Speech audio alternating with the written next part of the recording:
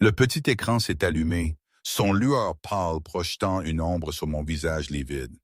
Elle en sait trop. Si elle parle, l'accord est annulé. Et tu sais ce qui arrive aux fils à retordre. Règle ça ce soir. Le téléphone brûlait dans ma main, un morceau de verre et de métal qui venait de briser la dernière illusion de ma vie. Je l'ai laissé tomber. Il a atterri sur le bureau de Pierre avec un bruit sourd, la salle baignant soudain dans un froid glacial. Ce n'était pas seulement la fin de mon mariage. C'était bien pire. Pierre n'était pas parti parce que je l'avais mis à la porte. Il était parti pour s'éloigner de moi. Où était-il en train de revenir? Règle ça. Comment, au nom du ciel, j'en étais arrivé là? Quelques heures auparavant, le matin même, tout semblait normal. Enfin, la version de normalité que nous avions construite sur les débris de notre vie passée. C'était l'anniversaire de Julien, 7 ans. Ce chiffre dansait sur mon calendrier depuis des semaines, encerclé en rouge. Une sorte de décompte vers un espoir que nous allions redevenir cette famille parfaite. Ou du moins, cette famille intacte, malgré les silences grandissants qui s'étaient installés dans notre grande maison de Montrouge ces 6 derniers mois. Le souvenir de ce matin est un peu flou maintenant. C'est marrant, non? Comment les moments qui semblent les plus importants sur l'instant peuvent se brouiller après coup, comme si votre cerveau refusait d'ancrer la douleur? Mais je me souviens de Julien, toujours Julien. Je balançais un plateau de crêpes aux myrtilles, une main tenant le téléphone, pressé contre mon oreille. Il était 7h15. Au bout du fil, le bourdonnement du trafic. Pierre était déjà en voiture. Il était parti avant même que le soleil ne se lève, prétextant une énième crise, avec la fusion chaotique de son cabinet, Sterling & Deschamps. « Pierre, s'il te plaît, dis-moi que tu t'es souvenu du télescope », avais-je murmuré, ma voix pleine d'une anxiété que j'essayais de cacher. « Marie, je conduis. » Sa voix était sèche, tendue. « Oui, je l'ai commandé. Il doit d'arriver au bureau aujourd'hui. Je le ramènerai à la maison ce soir. Il est réveillé? » « Il s'habille. Il pense que tu es encore sous la douche. »« Ne fais pas ça, Marie, » avait-il claqué, et cette colère soudaine m'avait fait sursauter. « Ne me fais pas passer pour le méchant. Je me tue au travail pour payer cette fête, non? Dis-lui juste que je l'aime. Je serai à la maison pour 18 heures. » Il avait raclé sa gorge, un petit tic que je connaissais trop bien. « Pile, réservation au grillon doré, c'est ça? 18 heures. Pierre, s'il te plaît, il a 7 ans. Il n'aura qu'un seul 7e anniversaire. Je sais, je t'aime, je dois y aller. » La ligne était devenue muette. J'avais fixé le téléphone un peu trop longtemps, essayant de me ressaisir avant d'esquisser un sourire juste au moment où Julien avait déboulé dans la cuisine, ses chaussettes Spider-Man glissant sur le parquet. « Où est papa? » avait-il demandé, ses grands yeux de biche parcourant la pièce à la recherche de cet homme grand, en costume gris, qui autrefois le soulevait pour qu'il touche le plafond. « Papa a dû aller combattre des méchants au travail, mon grand, avais-je menti, en déposant une crêpe dans son assiette. Mais il rentrera tôt ce soir, et on aura le plus grand steak du monde. Et devine quoi d'autre? » Les yeux de Julien s'étaient écarquillés. Le télescope? Peut-être. J'avais fait un clin d'œil espérant que la légèreté de mon ton masquerait la corde qui se serrait déjà autour de ma poitrine. La journée avait été un tourbillon de préparatifs anxieux. Je n'étais plus seulement une mère au foyer, ou du moins, je n'avais jamais seulement été ça. J'étais l'architecte de notre standing social. Je gérais les finances, le calendrier social et, ces derniers temps, la gestion des dégâts pour l'absentéisme croissant de Pierre. J'avais passé l'après-midi à faire le gâteau au chocolat préféré de Julien, juste au cas où le dessert du restaurant ne suffirait pas. Une sorte de plan B pour le bonheur. À 16h30, le texto était arrivé. Pas un appel, pas un message vocal. Une bulle grise et froide sur l'écran de mon iPhone. Pierre, crise avec le client, ne peut pas partir, dîner reporté pour le week-end. Dis à Julien que je suis désolé. Achète-lui quelque chose de sympa de ma part. Je m'étais tenu au milieu du salon, le silence assourdissant. Un coup de poing physique en pleine poitrine. Ce n'était pas seulement l'annulation, c'était la méthode. Un simple texto, le jour de l'anniversaire de son fils. J'avais tapé une réponse furieuse. Tu as promis. Il attend devant la fenêtre. 3 points étaient apparus, puis disparus, puis réapparus. Pierre, arrête la culpabilité. Je fais ça pour nous. Ne m'attends pas. J'avais regardé Julien. Il était assis sur le pouf près de la grande fenêtre, vêtu de sa plus belle chemise à boutons, observant chaque voiture qui tournait dans notre rue. « Papa est là ?» avait-il demandé, sans se retourner. J'avais avalé la boule dans ma gorge, ça m'avait fait mal. Je ne pouvais pas faire ça. Je ne pouvais pas lui briser le cœur ici, dans la maison. J'avais besoin d'une diversion, de bruit, de lumière et de bonne chair. Papa, papa est coincé à sauver le monde, Julien. Avais-je menti, ma voix tremblant à peine. Mais tu sais quoi? Ça veut dire qu'on part en mission secrète. Juste toi et moi. On va quand même au restaurant chic et on va commander tout ce qu'il y a sur le menu. Julien avait baissé les yeux, ses épaules s'affaissant. Ça m'avait achevé. Mets tes chaussures, avais-je dit, attrapant mes clés avec une détermination soudaine et féroce. On va au jardin secret. Ce n'était pas le Grillon doré.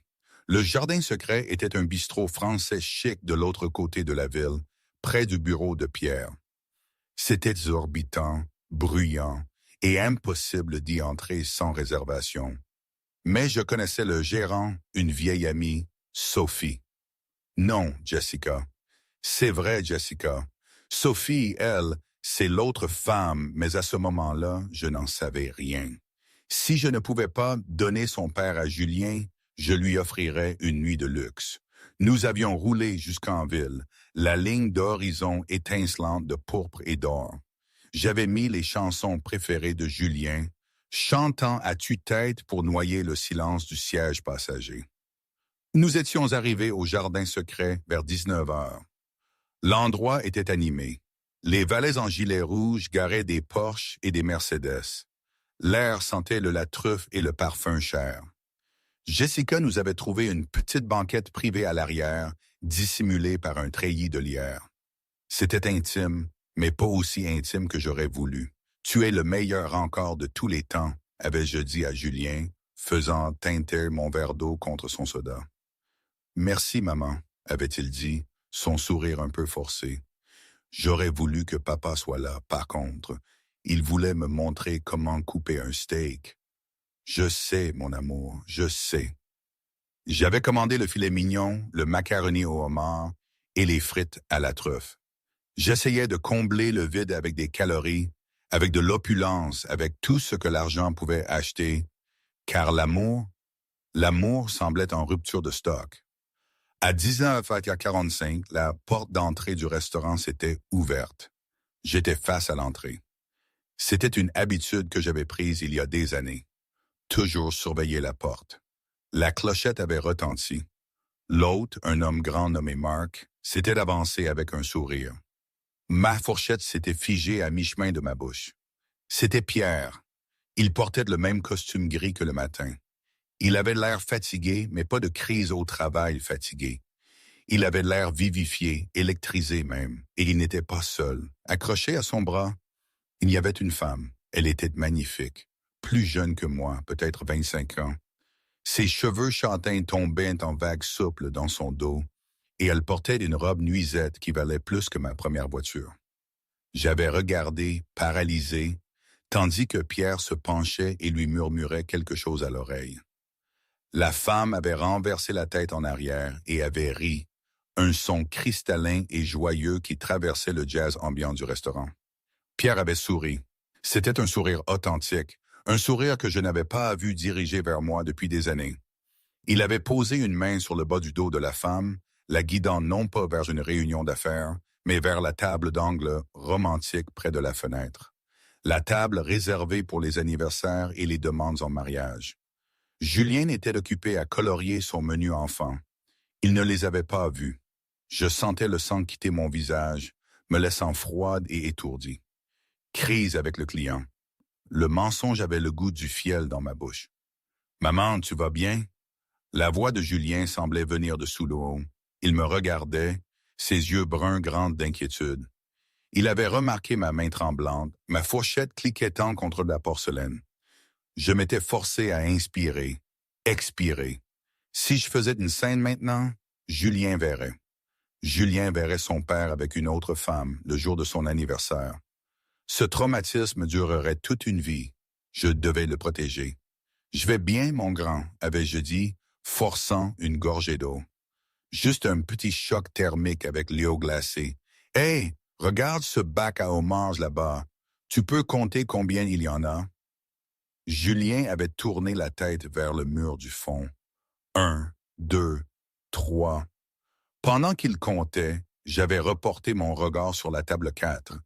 Pierre tirait la chaise pour la femme. Son nom, je l'apprendrai plus tard, était Sophie. Mais à ce moment-là, ce n'était que la femme. J'avais fouillé dans mon sac à main et en avais sorti mon téléphone. Mes mains tremblaient si violemment que j'avais failli le laisser tomber. J'avais ouvert l'application appareil photo. Zoom. L'image sur mon écran était granuleuse mais assez nette. Pierre tenant la main de Sophie sur la nappe blanche. Pierre riant. Pierre se penchant pour lui embrasser les jointures. Clic, clic, clic. Chaque photo était comme un clou dans le cercueil de mon mariage. 8 homards, avait annoncé Julien se retournant. 8? Wow, avais-je dit, glissant mon téléphone sous ma jambe. C'est beaucoup. Maman, je peux aller aux toilettes? Avait demandé Julien, gigotant. La panique m'avait saisi. Les toilettes étaient près de l'entrée. Pour y aller, Julien devrait passer juste devant la table 4. Non, avais-je dit trop vite. Julien avait l'air confus. Mais je dois vraiment y aller. J'avais regardé autour de moi. Le serveur approchait avec nos entrées. Il me fallait un plan. D'accord, avais-je dit, l'esprit en pleine course. Mais on doit jouer à un jeu. Ça s'appelle Agent Secret. Tu dois marcher aux toilettes super vite, en gardant la tête baissée pour que les espions ne te voient pas. Hein? Tu peux pas faire ça. Regarde tes pieds tout le temps.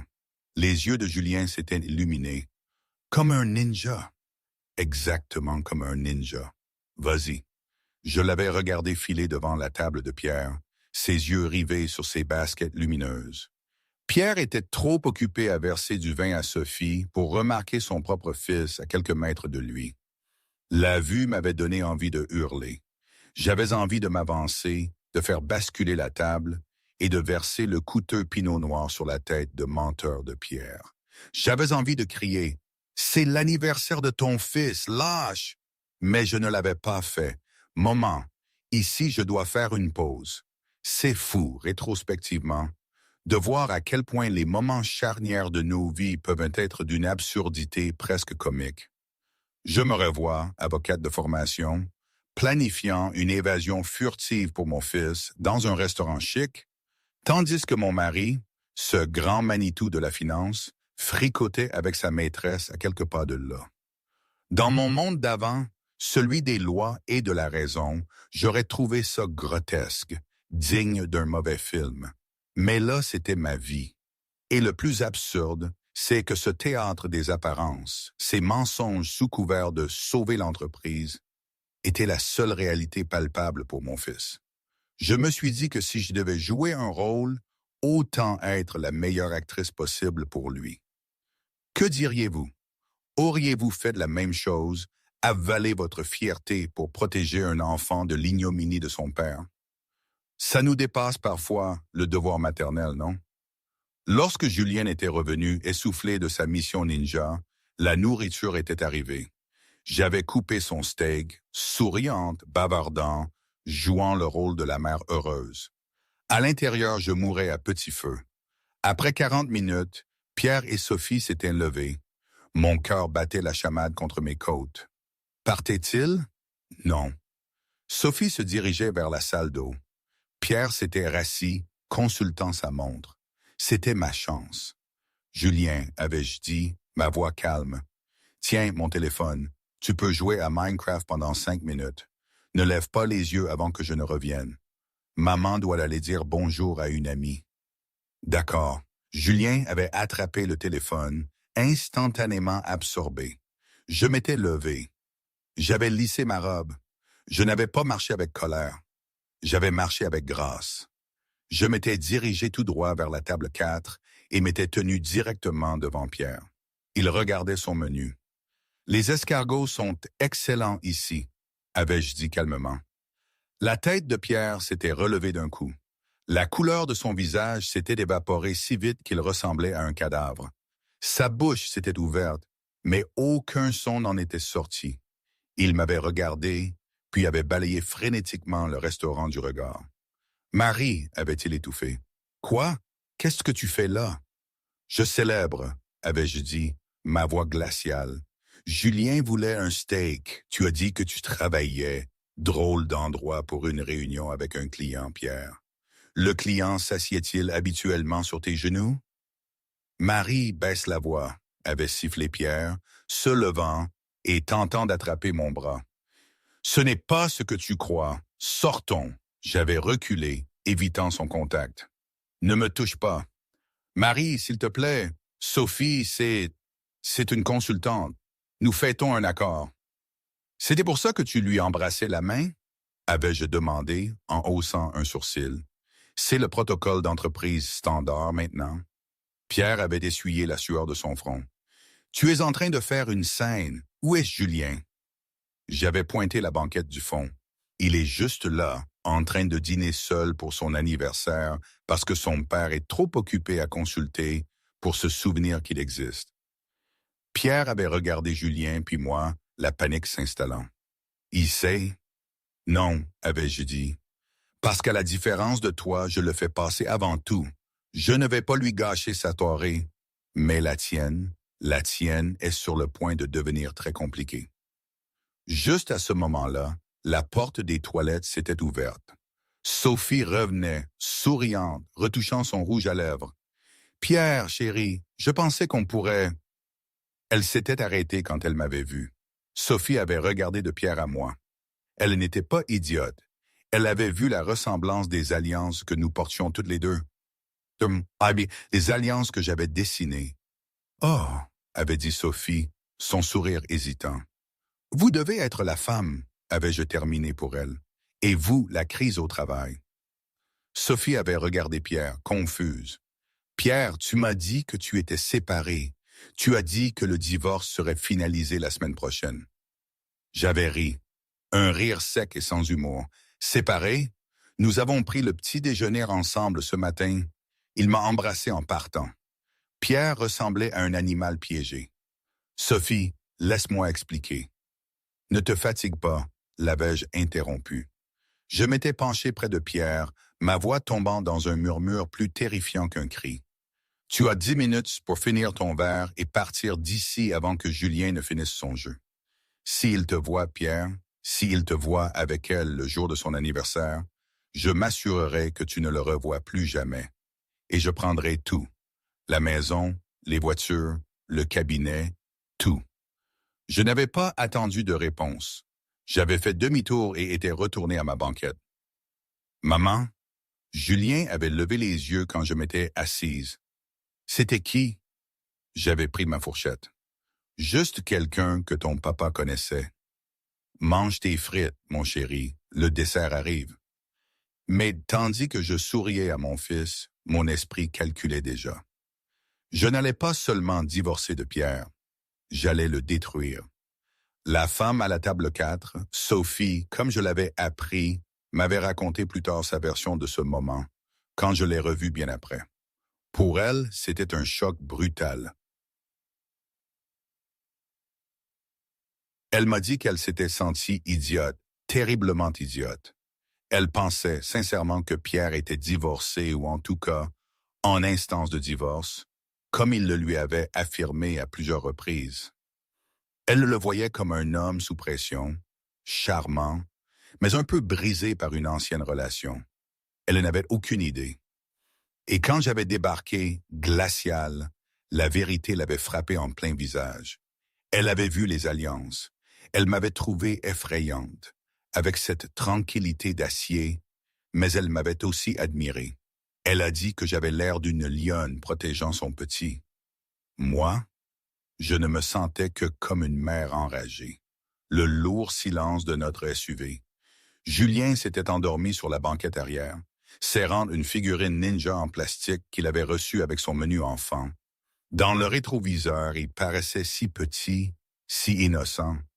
Il ne savait pas que son monde avait basculé fondamentalement au cours de la dernière heure. Il ne savait pas que la jolie dame du restaurant était la raison pour laquelle son père ne rentrerait pas à la maison pour le border. J'avais garé la voiture dans l'allée de notre maison coloniale à 4 chambres. La maison était sombre. La place de Pierre dans le garage était vide. J'avais porté Julien à l'étage, son poids mort lourd dans mes bras. Je lui avais enlevé son jean, lui avais enfilé son bas de pyjama et l'avais bordé. Je m'étais assise là longtemps, écoutant simplement sa respiration. Inspire, expire. Il fallait que je sois calme. Il fallait que je sois la Marie qui avait terminé première de sa promotion à la faculté de droit, pas la Marie qui avait passé les 7 dernières années à choisir des rideaux et à organiser des rendez-vous de jeu. L'avocate était toujours là, quelque part, enfouie sous des couches de compromis domestiques. J'étais descendu et m'étais servi un verre de vin. Mes mains étaient enfin stables. À 22h15, les phares avaient balayé le mur du salon. Le bruit de la porte du garage s'ouvrant avait résonné sous le plancher. Il était rentré. J'étais assise dans le fauteuil du salon, attendant dans le noir. Je n'avais pas allumé de lumière. La porte du garage s'était ouverte. Pierre était entré. Il avait l'air échevelé. Sa cravate était défaite, son bouton du haut défait. Il ressemblait à un homme qui avait couru un marathon, ou peut-être à un homme qui avait passé les 2 dernières heures à se disputer avec sa maîtresse. Il avait actionné l'interrupteur.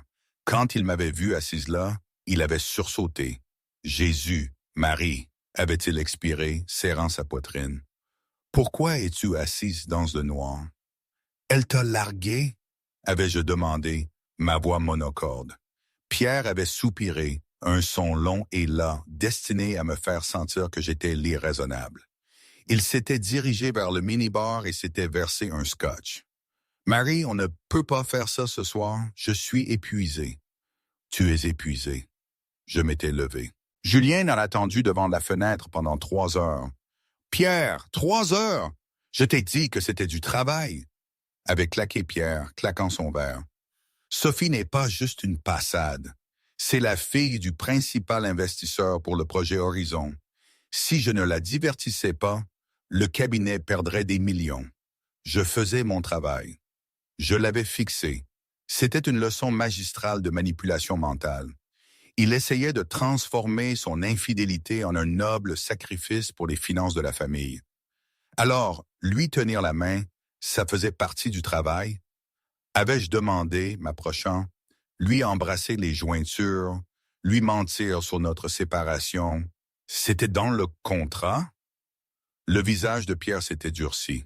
« Tu ne comprends plus comment ce monde fonctionne, Marie. Tu es hors jeu depuis trop longtemps. Parfois, il faut un peu massager la vérité pour conclure une affaire. » Tu lui as dit que nous divorcions la semaine prochaine, avais-je dit. J'ai dit tout ce que je devais dire pour la garder heureuse jusqu'à ce que les papiers soient signés, avait crié Pierre. Tu aimes cette maison? Tu aimes l'école privée où Julien va? Tu aimes ton Range Rover? Parce que ça, il s'était désigné, ça paye tout ça. Si je dois flirter avec une gamine gâtée pour joindre les 2 bouts, je le ferai. Tu devrais me remercier, pas me traquer. Pendant une seconde, j'y avais presque cru. C'était le super pouvoir de Pierre. Il pouvait vendre de la glace à un Esquimau. Il pouvait vous faire vous sentir folle de faire confiance à vos propres yeux. Mais ensuite, je m'étais souvenu de la façon dont il l'avait regardé. Ce n'était pas de la peine, ce n'était pas calculé, c'était de l'adoration. « Je veux voir ton téléphone », avais-je dit. Pierre s'était figé. « Quoi? »« Ton téléphone, déverrouille-le, donne-le-moi. »« Ne sois pas ridicule », avait-il raillé, se détournant. « J'ai le privilège, client, des dossiers confidentiels. » Je me fiche des dossiers. Je veux voir tes textos avec Sophie. Non. Alors pars. Le silence était tendu comme une corde de piano. Excuse-moi. Pierre avait ri nerveusement.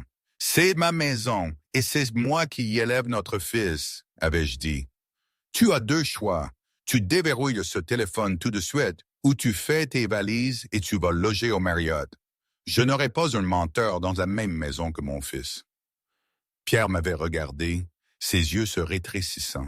Il m'évaluait, cherchant une fissure, un signe de faiblesse. Il n'en avait pas trouvé. Très bien, avait-il craché. Tu veux jouer à ça?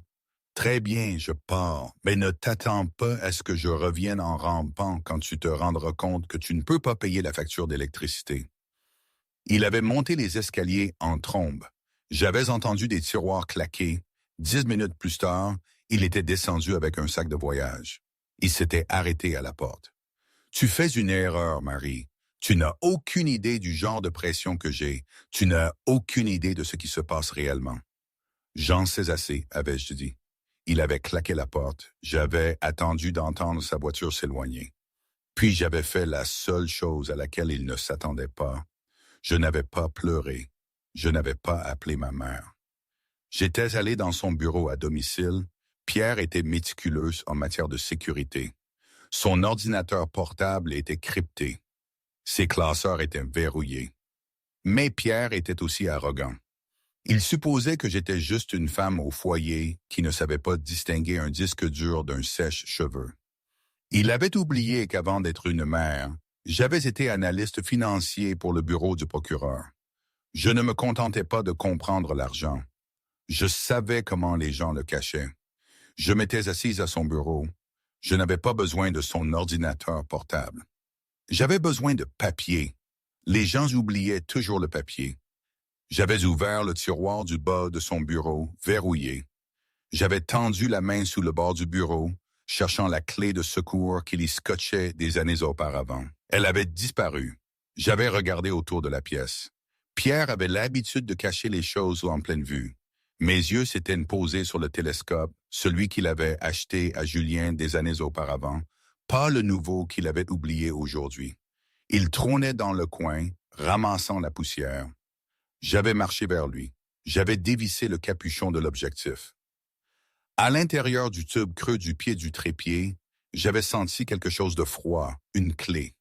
J'avais déverrouillé le tiroir. À l'intérieur, il n'y avait pas de dossier sur le projet Horizon. Il n'y avait pas de contrat de travail. Il y avait une pile de relevés bancaires et un deuxième téléphone, un burner. J'avais pris les relevés en premier. Ils ne venaient pas de Sterling & Deschamps. Ils venaient d'une banque des îles anglo-normandes sous le nom d'une société écran, Argent Holdings. J'avais parcouru les chiffres, mon souffle coupé. Des dépôts, des massifs, 50 000 euros, 100 000 euros toutes les 2 semaines.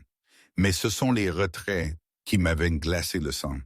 Ils n'allaient pas à Sophie. Ils n'allaient pas à des bijouteries ou à des hôtels. Ils allaient à un compte cryptique étiqueté VK et ils les vidaient. J'avais pris le téléphone burner. Il était éteint. Je l'avais branché à mon chargeur d'ordinateur portable. Pendant qu'il démarrait, j'avais regardé le relevé bancaire le plus récent. La date était hier. Solde 412 euros. Le compte était vide. Mon mari ne me trompait pas seulement. Il était ruiné. Et d'après les millions qui avaient transité par ce compte l'année dernière, il n'était pas seulement un banquier d'investissement. Il blanchissait de l'argent. Le téléphone burner avait sonné. Un nouveau message, reçu 20 minutes plus tôt, pendant que Pierre se disputait avec moi dans le salon. Expéditeur inconnu, message. Elle en sait trop. Si elle parle, l'accord est annulé. Et tu sais ce qui arrive au fil à retordre. Règle ça. Ce soir, j'avais laissé tomber le téléphone. La pièce était soudain devenue très froide. Pierre n'était pas parti parce que je l'avais mis à la porte. Il était parti parce qu'il devait s'éloigner de moi. Où revenait-il? Règle ça. Je m'étais précipité vers la porte d'entrée et j'avais verrouillé le pain dormant. J'avais activé le système d'alarme. Mon mari n'était pas seulement un tricheur, il était en danger. Et par extension, Julien et moi aussi. Le lendemain matin, le soleil s'était levé sur Montrouge comme si rien ne s'était passé. Les oiseaux chantaient, les arroseurs sifflaient. Je n'avais pas dormi. J'avais passé la nuit à recouper les relevés bancaires avec les associés connus de Pierre. Le tableau était sombre. À 8 heures, j'avais appelé un serrurier pour changer les serrures. À 8h30, j'avais appelé la banque pour geler nos comptes joints. À 9 heures, ma sonnette avait retenti. J'avais vérifié la caméra de sécurité sur mon téléphone. Ce n'était pas Pierre, c'était Sophie. Elle portait de grandes lunettes de soleil et un trench coat, ressemblant à une célébrité essayant d'éviter les paparazzis. Elle avait l'air nerveuse. Elle n'arrêtait pas de jeter un coup d'œil par-dessus son épaule vers la rue. J'avais ouvert la porte, gardant la chaîne de sécurité. « Qu'est-ce que tu veux ?» avais-je demandé. Sophie avait enlevé ses lunettes de soleil, ses yeux étaient rouges et gonflés. Elle ne ressemblait en rien à la femme sûre d'elle du restaurant. Elle semblait terrifiée. « Marie, avait-elle dit, sa voix tremblante, s'il te plaît, j'ai besoin de te parler. C'est à propos de Pierre. Je n'ai rien à te dire. » J'avais commencé à refermer la porte. « Il va s'enfuir, avait-elle lâché. Il quitte le pays ce soir et il emmène Julien. » Je m'étais figé. J'avais rouvert la porte. « Qu'est-ce que tu as dit? »« Laisse-moi entrer, avait supplié Sophie. S'il te plaît, il pourrait nous observer. » J'avais hésité, puis avait défait la chaîne. Sophie s'était glissée à l'intérieur et j'avais verrouillé la porte derrière elle. Nous nous étions tenus dans le vestibule.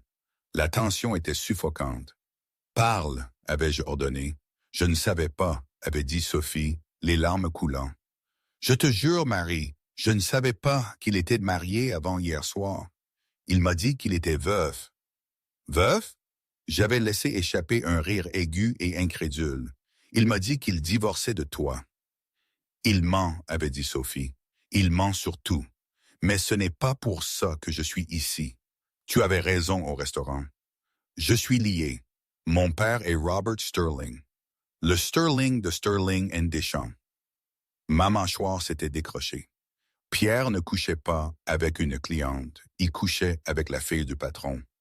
Pierre gérait un fonds privé pour mon père, avait continué Sophie, se tordant les mains. Ou du moins, c'est ce que nous pensions. Hier soir, après ton départ, je l'ai confronté.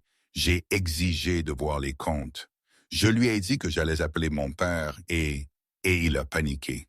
Il m'a dit que si je faisais cet appel, des gens mourraient. Il a dit qu'il s'était mêlé à de mauvaises personnes. Des usuriers, peut-être pire. La mafia russe, je ne sais pas. Il a dit qu'il avait perdu leur argent, Marie. Des millions, et maintenant ils le veulent en retour. J'avais pensé au relevé bancaire. Solde 4 ans, 12 euros. Il utilisait le cabinet de mon père pour blanchir leur argent, avait dit Sophie. Mais il a prélevé sa part, il est devenu gourmand. Maintenant le compte est vide et les clients viennent encaisser. Il m'a dit qu'il avait un plan. Il a dit qu'il avait une cachette d'argent liquide et de passeports. Il prévoit de prendre un charter privé pour le Brésil ce soir. Elle m'avait regardé, les yeux écarquillés par la peur. Il a dit qu'il ne pouvait pas laisser son fils derrière lui. Il a dit, « Julien est la seule chose qui compte. » Une froide angoisse m'avait envahi. Il emmène Julien. « Pourquoi me dis-tu tout ça? » avais-je demandé. « Pourquoi m'aider? » Sophie avait fouillé dans son sac à main et en avait sorti un dossier. Parce qu'il a volé mon père aussi. Et parce que quand je t'ai vu avec ton fils hier soir, j'ai réalisé que j'étais la méchante de ton histoire. Je ne veux pas être la méchante, Marie. Je veux t'aider à l'enterrer. Elle m'avait tendu le dossier. C'est le plan de vol, avait-elle dit. Il a réservé un charter à l'aéroport exécutif à 18 heures ce soir. Vol 8. J'avais regardé l'horloge. Il était 9h15. Où est-il maintenant? Avais-je demandé. Il est au bureau, avait dit Sophie, en train de tout déchiqueter. J'avais attrapé mes clés de voiture. Reste ici, surveille la maison. Si quelqu'un s'approche de la porte, appelle le 17. Où vas-tu? Avait demandé Sophie. Je vais chercher mon fils à l'école, avais-je dit. Et ensuite, je vais voir ton père. Mon père? Sophie avait pâli. Il va tuer Pierre. Si les Russes ne l'atteignent pas en premier, avais-je dit d'un ton sombre. J'avais conduit jusqu'à l'école de Julien comme une maniaque. Mon esprit était en pleine course. Pierre n'était pas seulement un raté. C'était un criminel, et dans son désespoir, il s'était convaincu que kidnapper leur fils était un acte d'amour. Je m'étais garé devant l'école primaire. La cour de récréation était vide. Les classes étaient en cours. J'avais couru jusqu'au bureau d'accueil. Je suis ici pour chercher Julien Miller. Urgence familiale. La réceptionniste, une gentille dame âgée nommée Madame Dubois, avait levé les yeux par-dessus ses lunettes de lecture. Elle avait froncé les sourcils. Madame Miller, mais Monsieur Miller l'a déjà récupéré. Le monde avait cessé de tourner. Quoi? Avais-je murmuré. Il y a environ 20 minutes, avait dit Madame Dubois, vérifiant son registre. Il a dit que vous partiez en voyage surprise pour son anniversaire.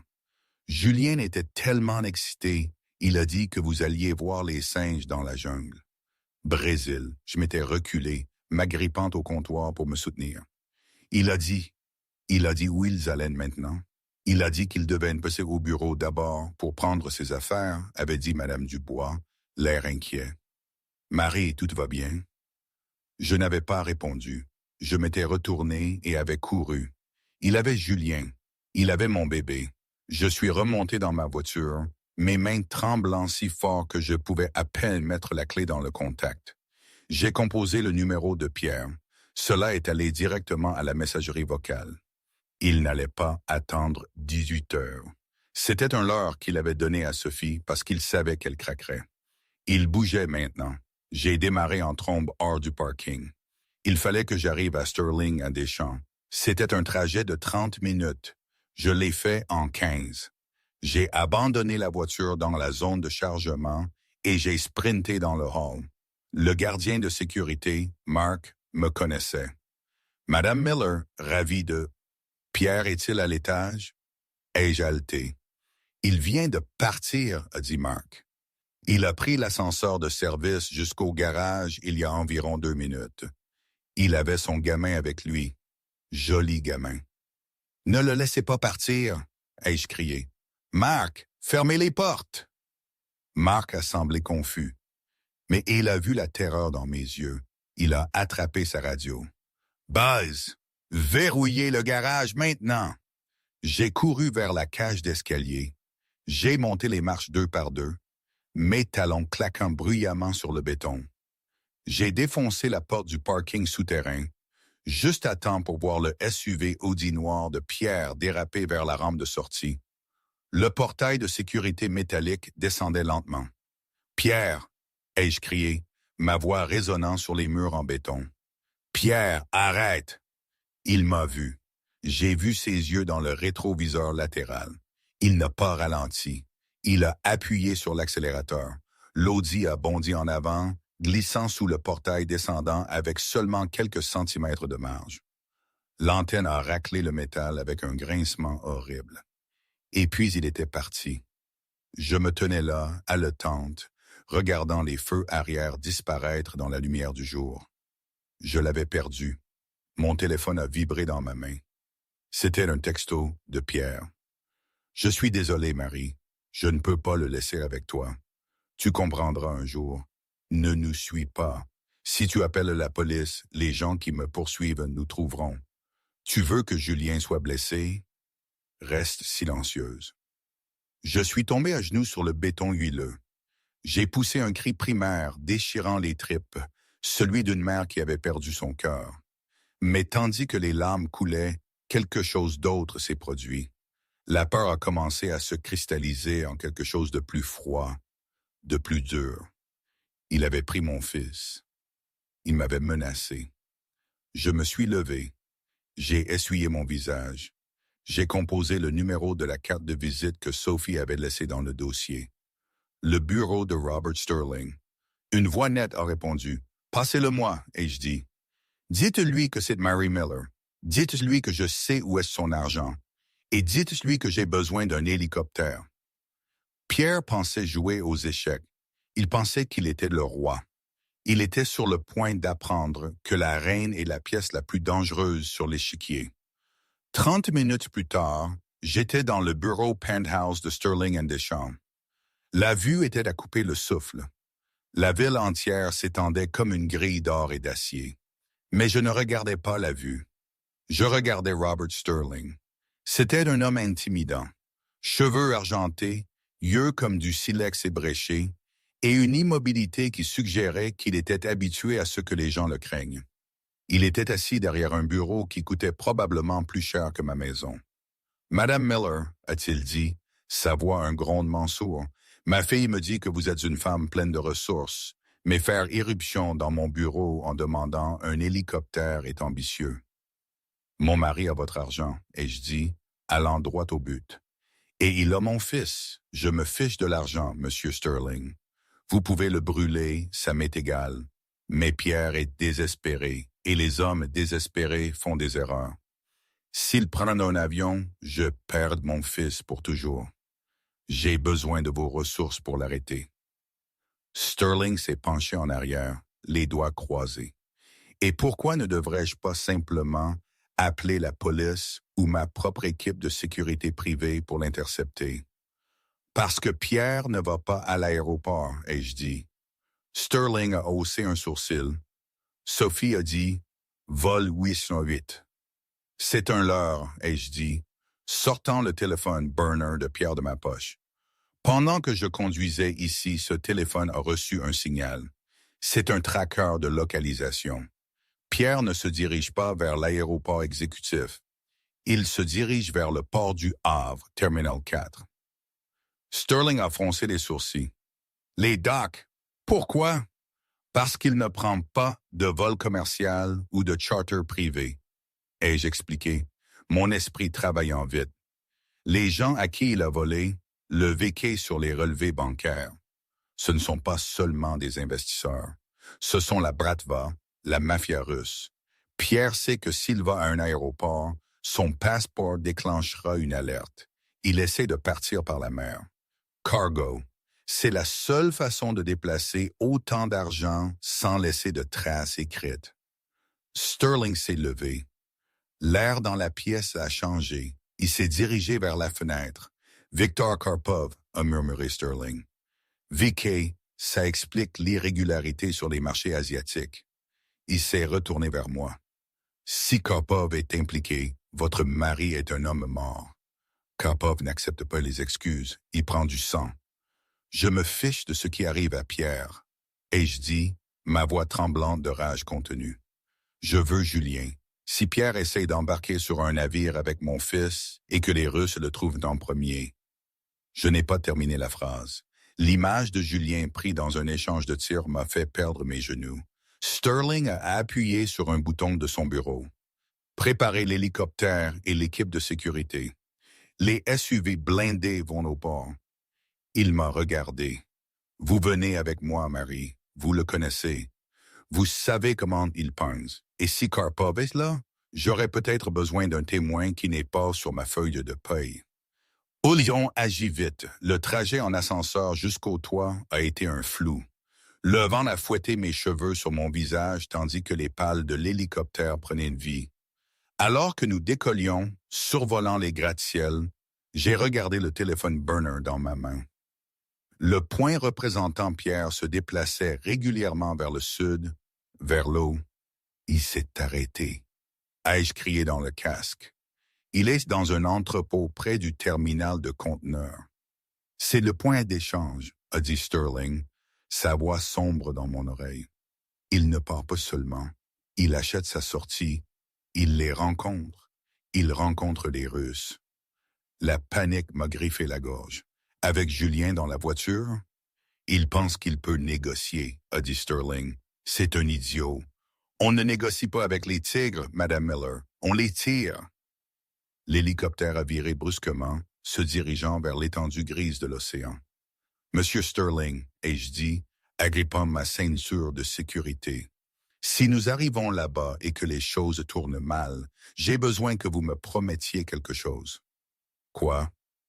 Si ça se résume à l'argent ou au garçon, vous choisissez le garçon. Sterling m'a regardé. Pendant une seconde, le masque du PDG impitoyable a glissé. Il a vu une mère prête à brûler le monde. Nous prenons le garçon, a promis Sterling.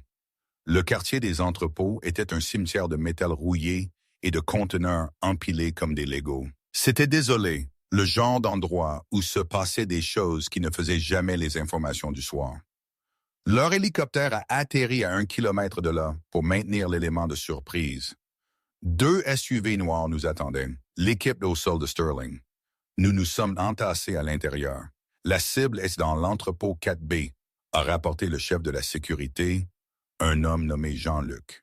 L'imagerie thermique montre 3 véhicules. L'un est l'Audi de Miller. Les 2 autres sont inconnus. Forte signature thermique. Ils sont armés. « Go !» a commandé Sterling. Ils ont traversé les barrières grillagées.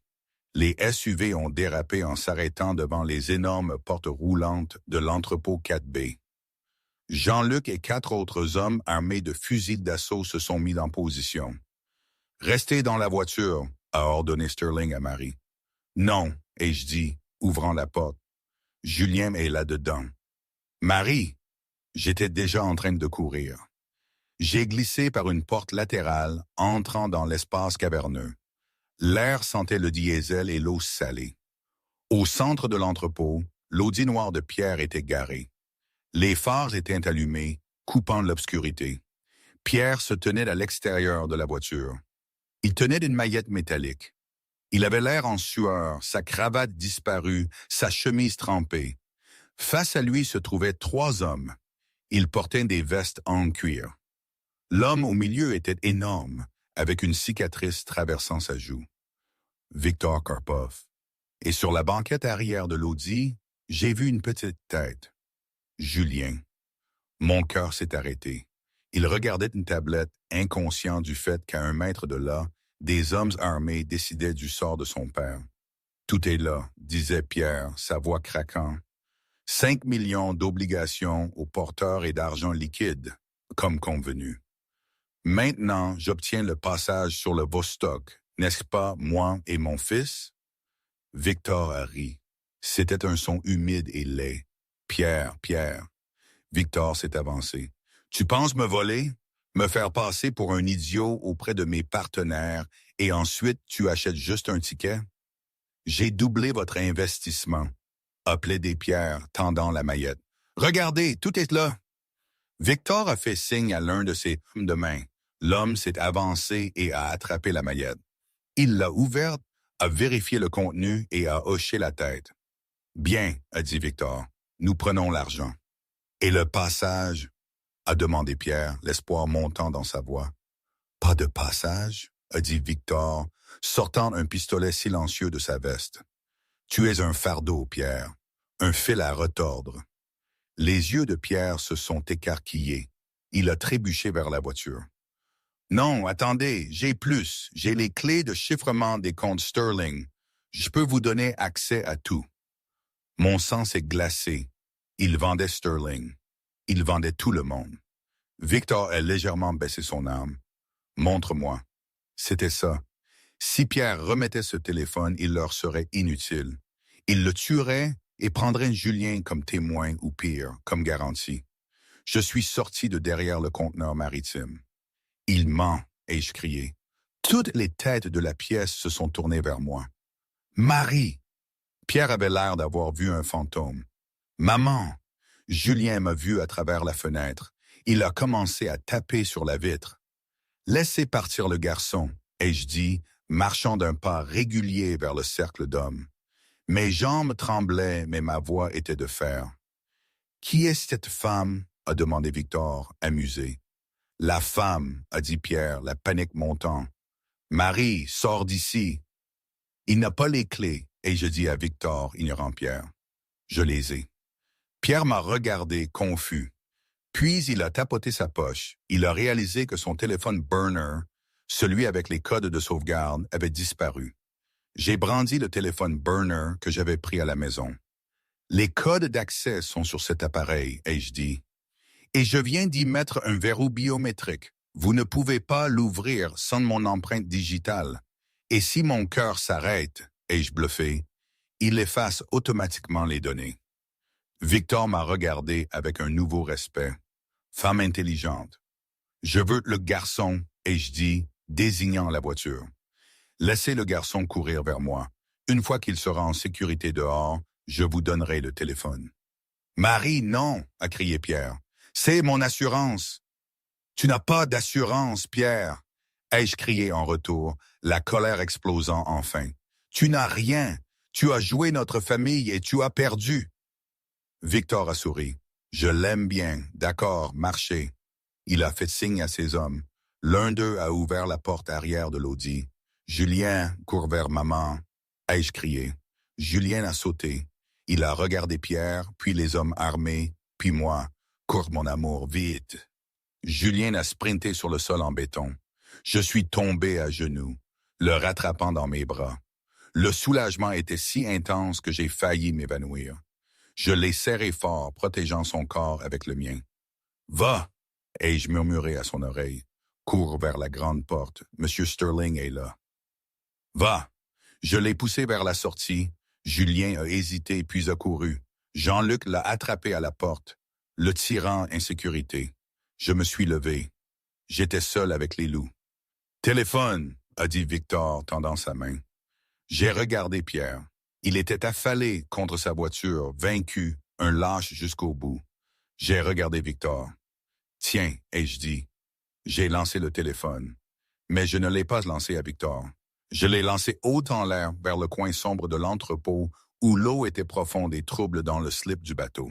« Non !» a crié Victor. À ce moment précis, les verrières de l'entrepôt se sont brisées. Crash! L'équipe de Sterling avait été repoussée des poutres du toit. Des grenades assourdissantes ont détonné. Lumière blanche aveuglante et un bang assourdissant. « Agents fédéraux, déposez vos armes !» Sterling avait appelé à l'aide, déguisé en fédéraux. Le chaos a éclaté. Les hommes de Victor ont tiré à l'aveugle. L'équipe de Sterling a riposté avec précision. Je me suis jeté derrière une pile de palettes. Pierre n'a pas plongé. La panique l'a envahi. Il s'est précipité sur le siège conducteur de l'Audi. Il a claqué la porte et a appuyé sur l'accélérateur. « Pierre, non !» ai-je crié. Il n'essayait pas de se battre, il essayait de fuir. Il a fait reculer la voiture, la faisant tourner, visant les pôles de la baie ouverte qui menaient au quai de chargement. Mais il était aveuglé par les flashbangs. Il ne pouvait pas voir. Il a accéléré tout droit vers Victor, frôlant le patron russe et le projetant en l'air. L'Audi a dérapé sur le béton humide. Elle a dérapé, brisant la rambarde de sécurité au bord du quai. Pendant une seconde, la voiture a flotté dans les airs, ses phares illuminant l'eau noire en dessous. Puis la gravité a pris le dessus. La voiture a plongé le nez en premier dans l'eau sombre du port. Splash! L'entrepôt est devenu silencieux, à l'exception des échos des coupes de feu. Victor se débattait au sol, sa jambe brisée. Ses hommes étaient menottés au sol. J'ai couru au bord du quai. Des bulles montaient à la surface. Les feux arrière de l'Audi rougeoyaient sous l'eau, s'enfonçant de plus en plus profondément, jusqu'à disparaître dans le noir. « Pierre !» ai-je murmuré. Sterling a marché à mes côtés. Il a posé une main sur mon épaule. « C'est fini, Marie. » J'ai regardé l'eau. Je n'ai pas ressenti de triomphe. J'ai ressenti une douleur sourde. Non pas pour l'homme qui avait sombré dans l'eau.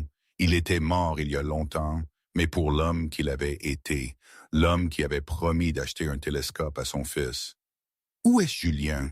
ai-je demandé, me détournant de l'abîme. « Il est dans la limousine », a dit Sterling. « Il n'a pas vu l'accident. » J'ai hoché la tête, mes jambes ont lâché. Le choc d'adrénaline m'a frappé comme un train de marchandises. Le monde a basculé de côté et la dernière chose que j'ai ressentie, c'est Sterling me rattrapant avant que je ne touche le sol.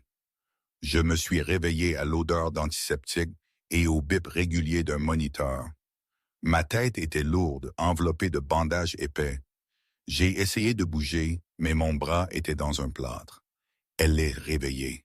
C'était une voix douce, familière. J'ai ouvert les yeux. Julien était assis sur une chaise à côté du lit, tenant un ours en peluche. Il avait l'air terrifié, mais indemne. « Maman !» Il s'est précipité, faisant attention de ne pas toucher mes blessures. « Salut, mon grand !» ai-je râlé. Ma gorge était comme du papier de verre.